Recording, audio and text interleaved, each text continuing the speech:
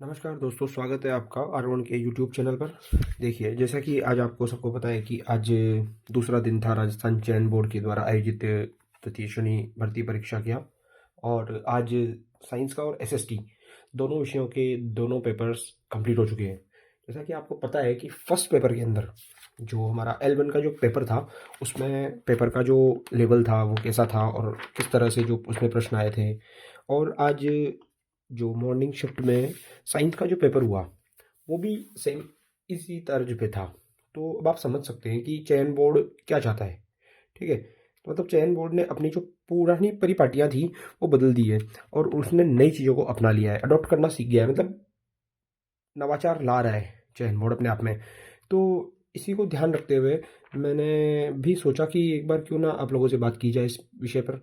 तो वैसे अगर सामान्यतः हम देखें तो आज आप साइंस का पेपर देखिएगा, कितने बढ़िया क्वेश्चंस थे इसमें। और सबसे बड़ी बात, जो क्वेश्चंस थे उन सब क्वेश्चंस में सबसे ज़्यादा इन्होंने कूट का बहुत ज़्यादा प्रयोग किया है। देखिए, कूट का सबसे ज़्यादा प्रयोग किया है इन्होंने। मतलब क्वेश्चंस होते हैं ना सामान्य क्वेश्चंस, पर इन्होंने लेवल इसलिए बढ़ा दिया। देखो क्वेश्चंस में गुहिल राजवंश के निम्नलिखित शासकों को कालक्रम से व्यवस्थित करें। अब देखिए ABCD, ठीक है, ऐसे तो पहले दिया करता था और उसमें से ये बता दिया करता था भाई कौन पहला है, कौन लास्ट है या कौन मध्य में था। ठीक है, अब इन्होंने क्या किया कि सबसे पहले इन्होंने पूछ लिया कालक्रम, मतलब कि टाइम पीरियड बताइए। अब आप फटाफट से इसको फटाफट अब आपको टाइम पीरियड बताना है। अब इसमें सबसे उपयुक्त, उसमें भी सबसे उपयुक्त, मतलब जो सही होगा, सूटेबल होगा, वो करना है। ठीक है, ऐसे ही दूसरा क्वेश्चन। अब देखिए सरकारी गैर सरकारी, मतलब कालक्रम, सबसे ज़्यादा क्वेश्चंस इसमें कालक्रम से बहुत सारे क्वेश्चंस है। मतलब मिलान, मतलब कूट वाले इतने क्वेश्चंस दिए हैं।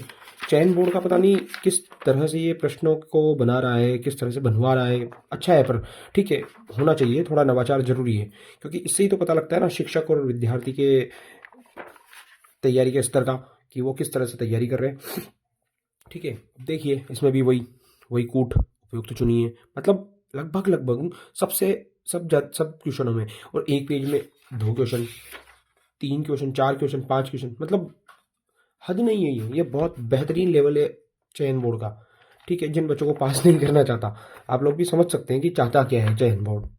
ठीक है, अब देखिए हर क्वेश्चंस में उपयुक्त चुनिए, फिर इसमें भी कूट आ गया, फिर इसमें भी देखिए अब आप, इसमें भी उपयुक्त कूट आ गया। मतलब हर क्वेश्चंस में कहीं ना कहीं जाकर के इन चीज़ों को इस तरह से फंसा दिया है कि बच्चे आते हुए भी कई बच्चे होपलेस हो जाते हैं, क्योंकि क्वेश्चंस की एक तो लेंथ, एक टाइमिंग कम है। क्योंकि 2.5 घंटे आप क्वेश्चंस को पढ़ के और समझते हो ना, उतनी देर में तो आपका 1 डेढ़ 2 मिनट खत्म ही हो जाता है।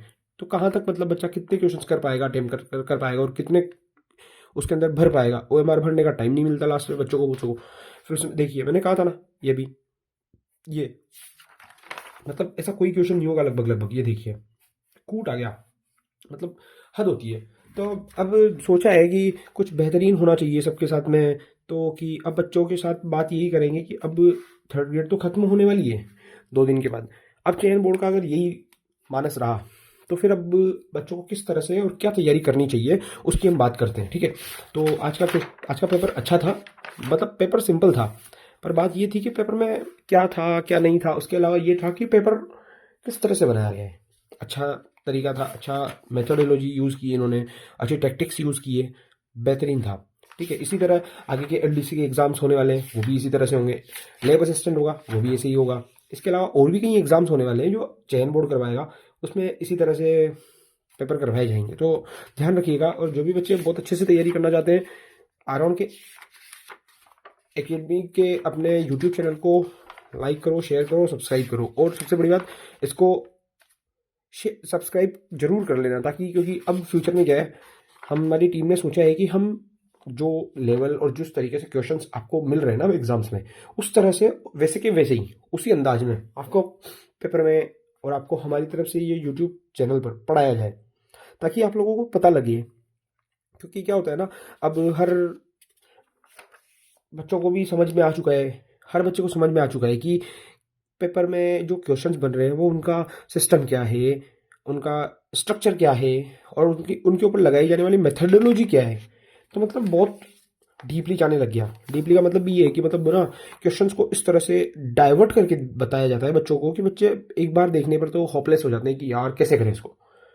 बट सबसे बड़ी बात इसमें पेशेंस, और दूसरी बात हमारे को समझदारी दोनों का एक साथ परिचय देना पड़ेगा और उसी के साथ हम इन क्वेश्चंस को हल करते जाएंगे। लगभग सभी क्वेश्चंस में उपर्युक्त चुनिए, उपयुक्त चुनिए, उपयुक्त चुनिए, उपयुक्त चुनिए, मतलब बहुत कम क्वेश्चन ऐसे दिखे होंगे जिसमें उपयुक्त नहीं होगा। सबसे उपयुक्त चुनिए। अब इस 2 पेज में 5 क्वेश्चन ऐसे हैं जिसमें उपयुक्त है और कुछ नहीं है। उपयुक्त चुनिए, ठीक है।